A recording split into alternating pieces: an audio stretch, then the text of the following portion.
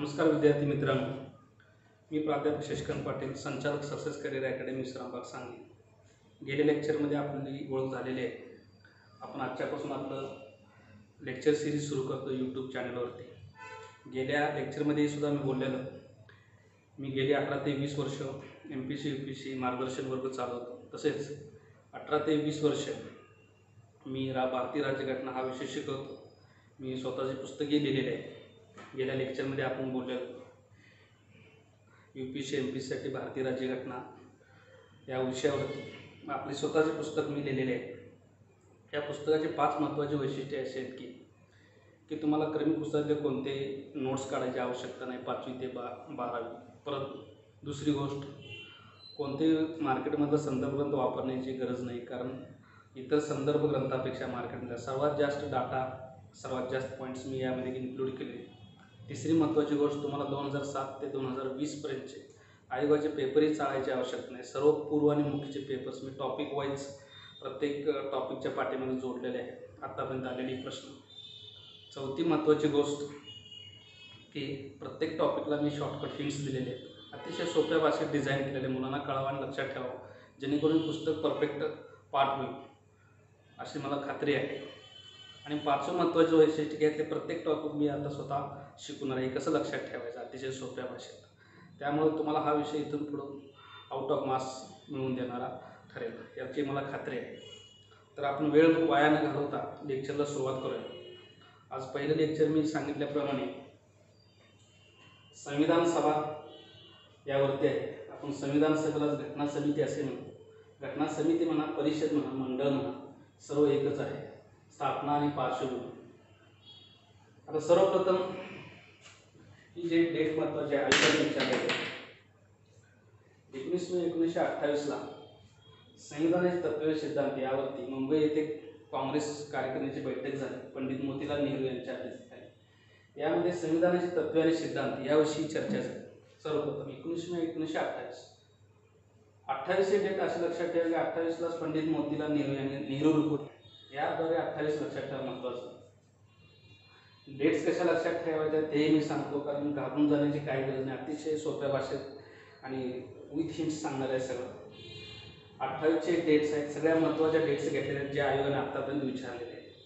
34च्या 2 dates लक्षात ठेवायच्या. 40चा दिनदित्व offer, दीडशे योजना आणि त्रिमंत्री योजना. हे 3 40, 42, 46चा एक ग्रुप करा, 34चा एक ग्रुप, 28. सर्वप्रथम काँग्रेस कार्यकारिणीच्या बैठकीत पंडित मोतीलाल नेहरूंच्या अध्यक्षतेखाली संविधानाची तत्त्वे काय असावीत याविषयी चर्चा झाली. त्यानंतर 1934ला साम्यवादी नेते मानवेंद्रनाथ रॉय यांनी घटना समितीची कल्पना किंवा संकल्पना मांडली. म्हणजे भारतासाठी घटना असावी असा सर्वप्रथम विचार कुणाच्या डोक्यात आला, तर साम्यवादी नेते मानवेंद्रनाथ रॉय यांनी घटना समितीची, संविधान सभेची कल्पना मांडली. त्यानंतर 1934ला ही महत्त्वाची डेट आहे जी विचारली गेली आहे. पाटणा येथे काँग्रेस कार्यकारिणीची बैठक झाली. आपण इथं सगळं काँग्रेस विषयीचं आहे. हे साम्यवादी नेते ते, बाकी हे काँग्रेसच्या सगळ्या कार्यकारिणीच्या बैठक आहेत. कारण राष्ट्रीय काँग्रेसची स्थापना झाली होती 1885ला. आपण 19व्या शतकात आलो आहे. पूर्णतः त्यांचं वर्चस्व होतं आणि सर्व गोष्टी काँग्रेसच्या अधिपत्याखाली चालू होत्या. पाटणा येथे काँग्रेस कार्यकारिणीची बैठक झाली. ते औपचारिकरित्या सर्वप्रथम संविधान सभेची किंवा घटना समितीची मागणी केली. सर्वप्रथम मागणी कोणत्या काँग्रेस कार्यकारिणीच्या बैठकीत केली असं विचारतात. पाटणा येथे 1934ला केली. अधिकृतरित्या 1935ला त्यांनी मागणी केली. 1934च्या ह्या 2 डेट्स लक्षात ठेवा. त्यानंतर 8 ऑगस्ट 1940ला दुसरं महायुद्ध सुरू होतं. ब्रिटिश याच्यात सापडलं होते की भारतीयांचं त्यांना सहकार्य हवं होतं. मग ज्यावेळेला हा व्हाईसरॉय आला, लॉर्ड लिंलिथगो, याचं वैशिष्ट्य की सर्वात जास्त कार्यकाल भोगणारा व्हाईसरॉय आहे. जवळजवळ 36ला आलेला आहे आणि 44 पर्यंत आहे, 8 वर्ष आहे. त्यांनी एक ऑफर आणली की 8 ऑगस्ट 1940ला लॉर्ड लिंलिथगो ऑफर निघाली. त्याने सांगितलं की भारतीयांचं सहकार्य मिळवण्यासाठी त्यांनी एक युक्ती केली की त्यांना त्या ऑफरद्वारे असं सांगितलं भारतीयांना, घटना समितीची मागणी त्यांनी तत्वता मान्य केली. ब्रिटिश सरकारने घटना समितीची मागणी तत्वता मान्य केली. ठीक आहे, आपण तुमच्यासाठी घटना बनवूया आणि काहीतरी भारतासाठी करूया, तुमच्यासाठी करूया असं सांगितलं. कारण दुसऱ्या महायुद्धात त्यांना भारतीयांचं सहकार्य पाहिजे होतं. आणि त्यांनी एक महत्त्वाचं अट काय गाठली की भारतीय आणि भारतीयांचे संविधान मुख्यतः भारतीयांनीच करावे. हा मुख्यतः शब्द त्यामध्ये महत्त्वाचा आहे, मुख्यतः. आणि तत्वता मागणी मान्य केली. क्रिप्स योजनेला पूर्णतः हा शब्द लक्षात ठेवायचा. पूर्णतः, पहिला मुख्यतः, नंतर पूर्णतः. इथं पूर्ण झाला असं लक्षात ठेवा, त्याच्या खाली पूर्ण झालं असं लक्षात ठेवा. त्यामुळे दोन्ही लक्षात ठेवा. त्यानंतर जी क्रिप्स योजना आली 1942ला स्टॅफोर्ड क्रिप्स यांच्या अध्यक्षतेखाली, त्यांनी भारतीयांना सांगितले की तुमचं संविधान पूर्णतः भारतीयांनीच तयार करावे असं क्रिप्स योजनेनं सांगितलं. त्यामुळे भारतीय खुश होते. मात्र ही योजना पाकिस्तान मुस्लिम लीगनं फेटाळली. कारण त्यामध्येही संविधान समितीची मागणी केली होती, वेगळंच पाकिस्तानची त्यांनी मागणी केली होती. त्यामुळे त्यांचे संविधान आणि पाकिस्तान वेगळी मागणी केलेली आहे, त्यांच्या तरतुदी नसल्यामुळे मुस्लिम लीगने ही योजना फेटाळली. काँग्रेसने म्हटले आम्हाला लगेच पाहिजे, पूर्णतः भारतीयांनीच करायचं असलं तर लगेच आम्हाला घटना समिती स्थापन करण्यासाठी परवानगी द्या. त्यामुळे दोन्हीही योजना फेटाळली. पुढे 1946ला कॅबिनेट मिशन आले. त्या मिशनने भारतीयांना संविधान सभेची स्थापना करण्यास परवानगी दिली, मात्र पाकिस्तानला दिलेली नाही. पुढं शेवटी जी माउंटबॅटन योजना आली 3 जून 1947ला, त्या योजनेने पाकिस्तानला संविधान सभेची स्थापना करण्यास परवानगी दिली. कारण त्यावेळेस ह्या योजनेने भारत आणि पाकिस्तान हे 2 वेगळी राष्ट्र निर्माण केली. माउंटबॅटन योजना 3 जून 1947 शेवटची योजना आहे. आता 1942 नंतर महत्त्वाची जी काही योजना आली जी भारतीयासाठी फार लाभदायक ठरली, 1946ची त्रिमंत्री योजना. ह्या योजनेला दुसरं नाव आहे कॅबिनेट मिशन. कॅबिनेट मिशन असे म्हणतात. त्रिमंत्री म्हणजे 3 मंत्री होते. पॅथिक लॉरेन्स त्यातला प्रमुख होता.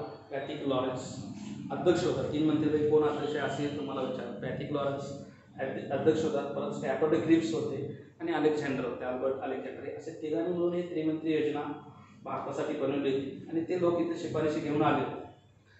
त्याला कॅबिनेट मिशन असे म्हणतात. ह्या मिशनद्वारे, कॅबिनेट मिशनद्वारे असं ठरलं की भारतीयांना हंगामी मंत्रिमंडळ संविधान सभा स्थापन करण्यास परवानगी मिळाली.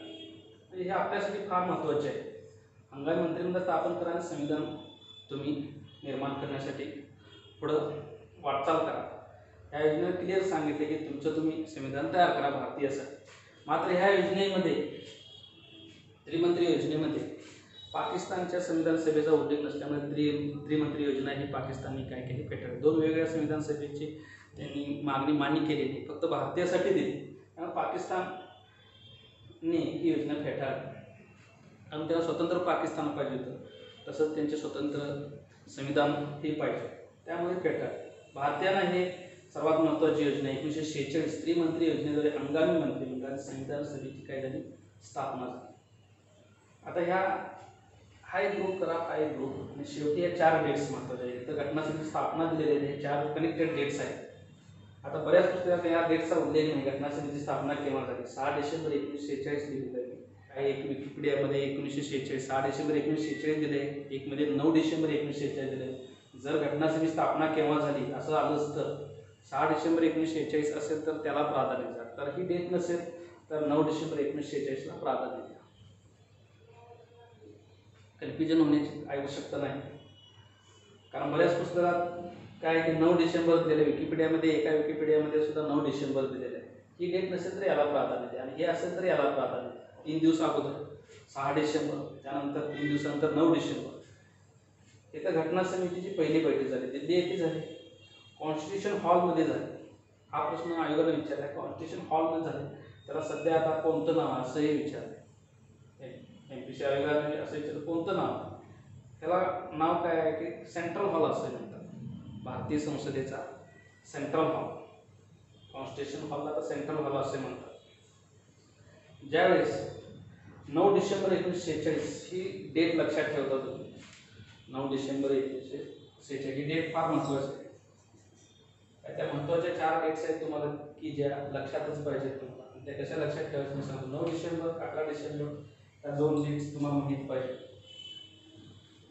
दुसरी गोष्ट 26 नोव्हेंबर, 24 जानेवारी आणि 26 जानेवारी सर्वात IMP डेट आहे. त्यामध्ये सर्वात जास्त घडामोडी कुठल्या डेटला घडल्या असतात तर 26 नोव्हेंबर. त्यानंतर ह्या दोन डेट्स आहेत. टोटल बोर्डवरती जेवढ्या डेट्स आहेत त्यापैकी 26 नोव्हेंबर 1949 ही डेट फार महत्त्वाची आहे. आणि ह्या दोन डेट्स हे लिंक न लावलं जाईल. 6 डिसेंबर नंतर 9 डिसेंबर आपण 46 लावलं. 46 पहिली बैठक झाली दिल्ली येथे झाली कॉन्स्टिट्यूशन हॉलमध्ये, सध्याच नाव कॉन्स्टिट्यूशन भारतात संसद सेंट्रल हॉल. जेव्हा 9 डिसेंबर लक्षात ठेवतो तेव्हा शेवटची पण कनेक्टेड लक्षात ठेवायची.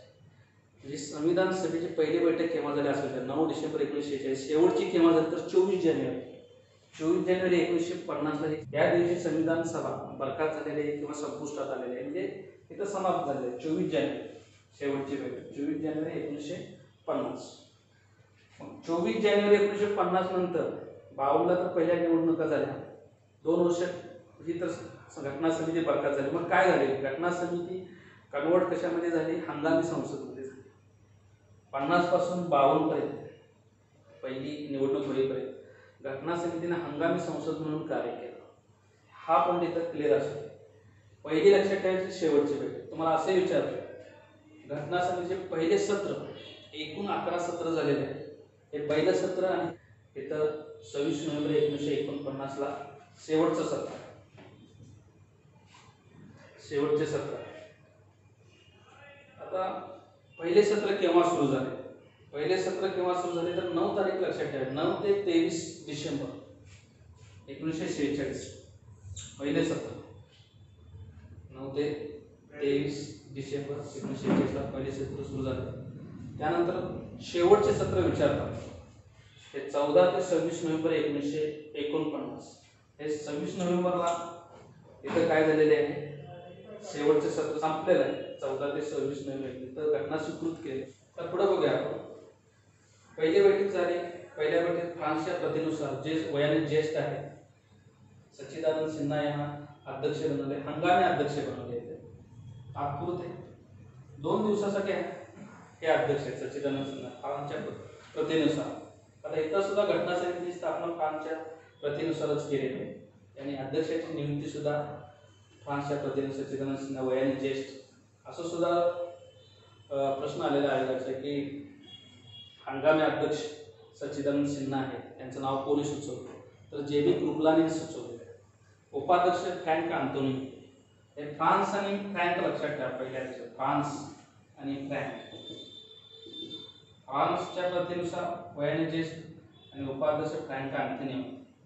फ्रँक अँथोनी ते अजून एक ऑब्जेक्टिव्ह लक्षात ठेवायचे की घटना समितीमध्ये अँग्लो इंडियन सदस्य होते फ्रँक अँथोनी. हे पहिले सत्र 9 ते 23 डिसेंबर 1946 हे नावावरून लक्षात ठेवा. हे स्टार्टिंग डेट आहे.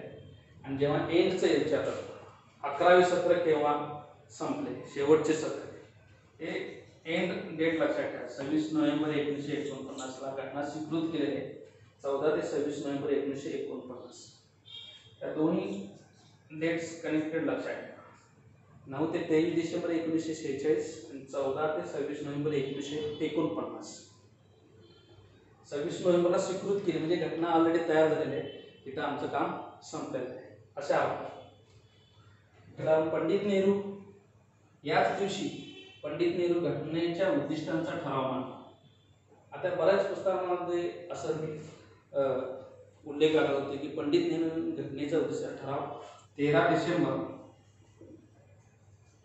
1946 ला मांडला. ते घेतलेलं आहे 13 डिसेंबर 1946. बऱ्याच पुस्तकातून उल्लेख आहे पंडित नेहरू घटनेच्या उद्दिष्टांचा ठराव केव्हा मांडला 13 डिसेंबर 1946. ॲक्च्युली ही डेट आयोगाने चुकीची दिलेली आहे. आयोगाच्या 2008च्या महाराष्ट्र वनसेवा परीक्षेमध्ये पूर्व परीक्षेमध्ये हा प्रश्न आलेला आहे. पण घटनेच्या उद्दिष्टांचा ठराव पंडित नेहरूंनी केव्हा मांडला तर तिथं प्रश्न आहे की 9 डिसेंबर हे 9 तारीख 9 डिसेंबर 1946 या दिवशी मांडले. त्यांनी उत्तर 9 डिसेंबर 1946 असं दिलेलं आहे. आणि अशी पहिलीच प्रश्नपत्रिका आहे की मी 200 प्रश्नपत्रिकेचा अभ्यास केला. 9 लिहिलेलं आहे आणि कंसात आणि 9 मराठीत काढलेले. याचा अर्थ आयोगाने स्पष्ट सांगितले 9 तारीखच आहे, 13 डिसेंबर नाही. त्यामुळं आयोगाचं आपण ग्राह्य मानलं पाहिजे कारण आपल्याला नोकरी आयोग देणार आहे, कुठलंही मार्केटमधलं पुस्तक देणार नाही. आयोगाचं फायनल करा, कारण पंडित नेहरूंनी घटनेच्या उद्देशाचा ठराव 9 डिसेंबर 1946 घटनेच्या संविधान सभेच्या पहिल्या बैठकीत मांडलेला आहे. याला संमतीनंतर मिळालेले इथे दिलेली आहे संमती. 22 जानेवारी 1947 घटना सभेच्या उद्देशाच्या ठरावास कायद्याला संमत दिली, मान्यता दिली. ही डेट फायनल लक्षात ठेवा की 9 डिसेंबर 1946. 13 डिसेंबरला ॲक्च्युली काय उल्लेख आहे घटनेमध्ये? 13 डिसेंबर 1946ला घटनेची वस्तुनिष्ठ ठराव मांडला आणि घटनेची मूळ तत्वे सांगितलेले. मूळ तत्वे, उद्दिष्टांचा ठराव असा या शब्दाचा उल्लेख नाही 13 डिसेंबर 1946ला. वस्तुनिष्ठ ठराव आणि घटनेचे मूलभूत तत्वे पंडित नेहरूंचे मांडलेले की जे पुढे जाऊन घटनेची प्रस्तावना बनली. सरनामा, सरनामा कोणी मांडलेला आहे, लिहिलेला आहे? तर पंडित नेहरूंनी लिहिलेला आहे. हा रेफरन्स आहे. बऱ्याच पुस्तकामध्ये 13 डिसेंबर 1946 दिले, हे रॉंग आहे. आयोगाने रॉंग ठरवलेलं आहे. त्याने हा प्रश्न विचारलेला आहे.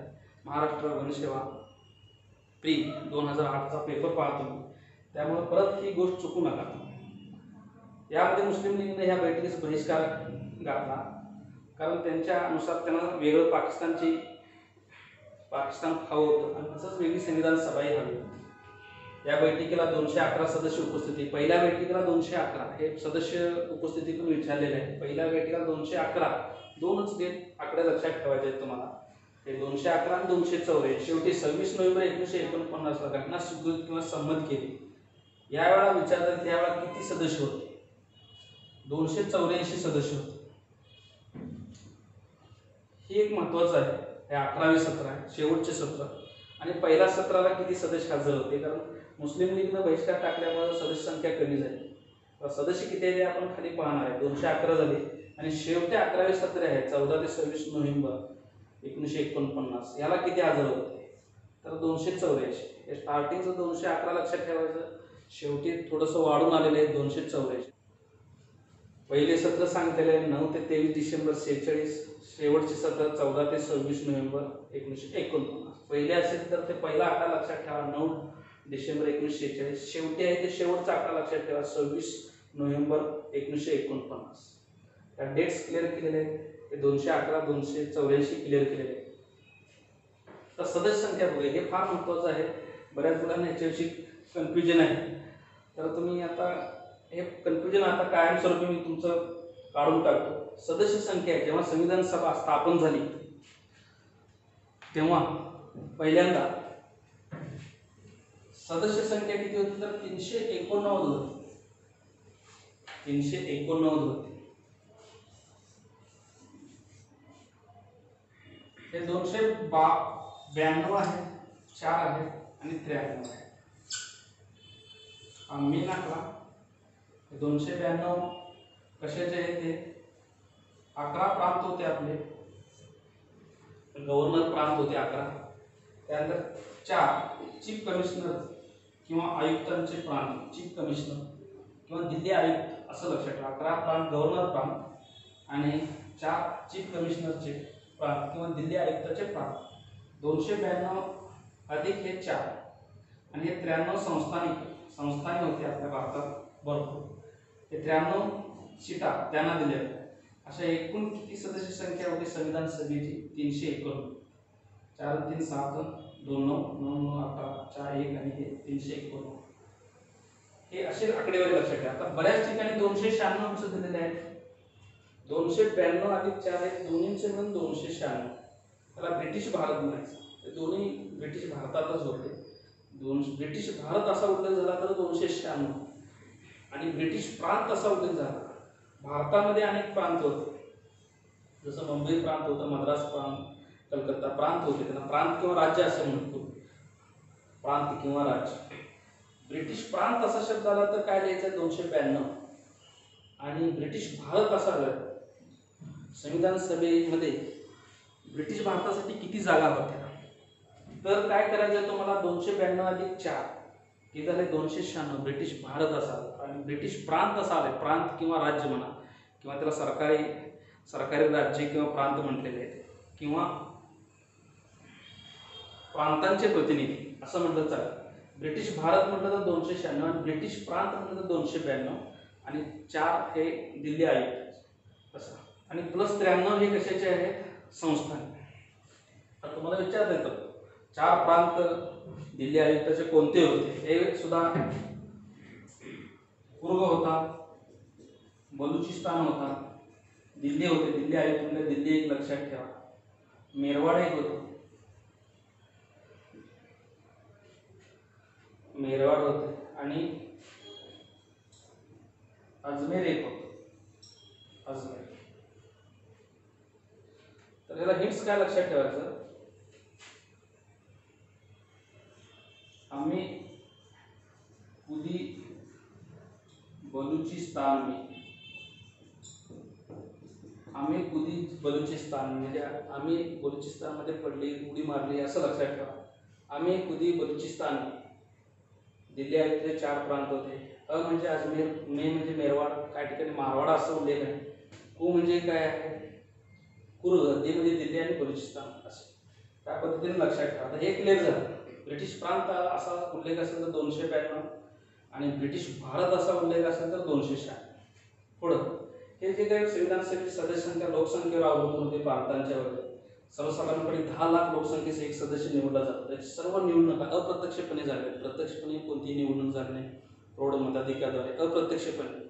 म्हणजे 1935च्या कायद्यानुसार 1937ला प्रांतिक विधिमंडळाच्या पहिल्या निवडणुका झाल्या. परत 46ला आणि निवडणुका झाल्या. त्या निवडून दिलेल्या प्रतिनिधींनी परत आपले प्रतिनिधी संविधान सभेला पाठवले. त्यामुळे ते सर्व सदस्य अप्रत्यक्षरित्या होते आणि प्रत्यक्षपणे मात्र निर्वाचित आणि प्रांतातले प्रतिनिधी हे नामनिर्देशित होते. असं बऱ्याच वेळा प्रश्न विचारलेला आहे की संविधान सभेतील प्रतिनिधी कुठून आले होते? प्रांत आणि संस्थानाकडून आले होते. परत हे काय झालं की संस्थान आणि संविधान सभेमध्ये भाग घेतला नाही, आम्हाला सामीलच होत नाही. त्यांना असं संस्थानानं वाटलंय की त्यांना सामील झाल्यानंतर भारतात आपल्याला सामील व्हावं लागणार आहे, आपले सगळे संस्थाने रद्द होणार आहेत, परत जमिनी वगैरे काढून घेतलं जाईल असं त्यांना लक्षात आल्यानंतर हे सामील झाले नाहीत संविधान सभेमध्ये आणि त्यामुळे 93 जागा मोकळ्या झाल्या. संविधान सभा या अंशतः निर्वाचित आणि अंशतः नामनिर्देशित. अंशतः निर्वाचित हे प्रांतांचे होते, अंशतः नामनिर्देशित हे संस्थानिकांचे होते. प्रत्येक संस्थानिकाने एक नाव सुचवायचं होतं, त्याद्वारे हे प्रतिनिधी निवडले. अंशतः निर्वाचित, अंशतः नामनिर्देशित. बाकी संविधान सभेमध्ये सर्व धर्माचे लोक होते. मुस्लिम होते, हिंदू होते, शीख होते, अनुसूचित जाती होते, मागास जमाती होते, सर्व जमाती. त्यामध्ये शीख धर्माला विशेष प्राधान्य दिलं होतं त्यांनी विशेषरित्या. संविधान सभेमध्ये 22 समित्या होत्या एकूण, त्यापैकी 8 प्रमुख होत्या. आता ह्या 22 समित्या आणि 8 प्रमुख जे आहेत, आपण याच्यानंतरच्या लेक्चरमध्ये हे शॉर्टकट हिंट्स मी देणार आहे. त्याचे 3 टॉपिक. संविधान सभेमध्ये ज्या काही 15 महिला होत्या त्याचा चार्ट, त्या 22 समित्या आहेत त्या प्रमुख समित्या, त्याचा चार्ट आणि मसुदा समितीचा चार्ट पुढच्या लेक्चरमध्ये आपण बघणार आहोत. इथे हे महत्त्वाचे पॉईंट मी सगळे कव्हर करून घेतो. तर ह्याच्या पुढचा पॉईंट, जुलै ऑगस्ट 1946ला ऑलरेडी प्रांतीय विधिमंडळाच्या निवडणुका होऊन जे काही ब्रिटिश भारतासाठी 296 जागा आलेल्या होत्या वाटणीला, त्या 96 जागांची निवडणूक झालेली होती. 296 जागांची निवडणूक झालेली होती. या 1946ला झाले होते 296 ब्रिटिश भारतासाठी मिळत. हा आकडा इथे आला 292 अधिक 4. ब्रिटिश भारतासाठी 296 जागा होत्या. त्यापैकी काँग्रेसने 208 जिंकल्या, मुस्लिम लीगने 73 जिंकल्या आणि 15 सीटा इतर छोटे पक्ष आणि इतर जे काय होते 15 सीटा त्यांनी जिंकल्या. टोटल 296 झाले. 208 अधिक 73 अधिक हे 15, 8 आणि 3 11, 11 आणि 5 16, 7 8 9 आणि ते 296 पहिली निवडणूक झाली. हे 296 ऑलरेडी निवडून आले. 93 जागा संस्थानिकांनी त्यात भाग घेतला नाही, त्यामुळे त्या रिकाम्या झाल्या. ह्या संविधान सभेमध्ये एकूण 15 महिला, 15 महिलावरती आयोगाने बऱ्याच वेळा 2-3 वेळा प्रश्न विचारले. त्या शॉर्टकट हिंट्स सहित 15 महिला कोणकोणत्या होत्या आणि त्या कोणत्या प्रांताकडून आल्या होत्या पुढच्या लेक्चरमध्ये मी ते देणार आहे. ते 2-4. त्यानंतर आपण जे बघणार होतो समित्या महत्त्वाच्या आणि मसुदा समितीचे सदस्य. यामध्ये आपल्याला सगळा डाटा कव्हर करता येत नाही, बाकी इथं सगळं मी कव्हर करतो. हे 296, 208, 73 अधिक 15 हे झालं. त्यानंतर 1947 ह्यामध्ये बदल केव्हा झालेला आहे? शेवटी 1947ला 3 जुलै 1947ला माउंट बॅटन योजना आली. माउंट बॅटन योजना 2 भाग करून टाकली, म्हणजे पाकिस्तान वेगळं केलं, भारत वेगळं केलं. 2 राष्ट्र निर्माण केली. त्यामुळं पाकिस्तानमध्ये बरेच ह्यातले प्रांत गेले. पूर्व बंगाल गेला, पश्चिम पंजाब गेला, बलुचिस्तान गेला, सिंध गेला, सगळे गेले. त्यातले सदस्य पण पाकिस्तानामध्ये गेले. त्यामुळं सदस्य संख्या 1947ला आपल्याकडे 389 वरून 299 झाली. सदस्य संख्या कमी झाली.